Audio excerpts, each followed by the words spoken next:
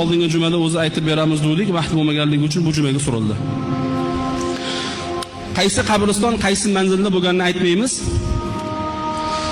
Bizi huzurimizga oldingi jumada bir kishi keldida, bir narsani ming hijolat bilan ko'rinishlardan ham o'zi masalar yaxshi emas ekan, bir qabristonda go'rkov bo'lib ishlar ekanlar.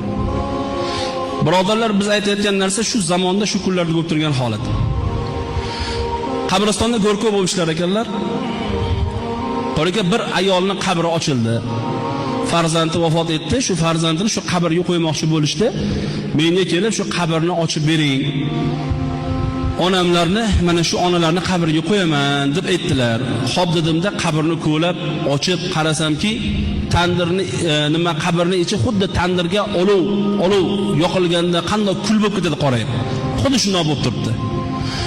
Qabrga tushib, ko'lab bo'lib, shuni taxtini issiqligini bilib turdim badanimda dedilar.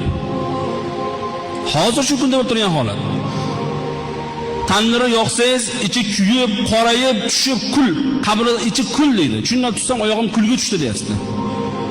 Qabrni ochdim, tushdim, kul, qabri ichi qop-qora bo'lib ketgan, kuyib ketgan deydi. Shundoq deydi, nimani kuygan hidlari kelib turibdi deydi, qabrda deydi. 40 yil oldin qo'yilgan ekan, 40 yil oldin shu ayol.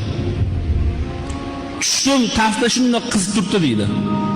Odamlarga ayting, Allohdan qo'rqsinlar.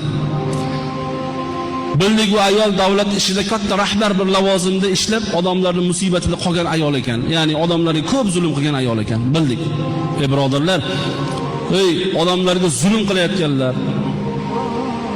odamlarga o'zini zulmi bilan hukmini o'tkazishga harakat qilayotganlar, Allohdan qo'rqinglar endi.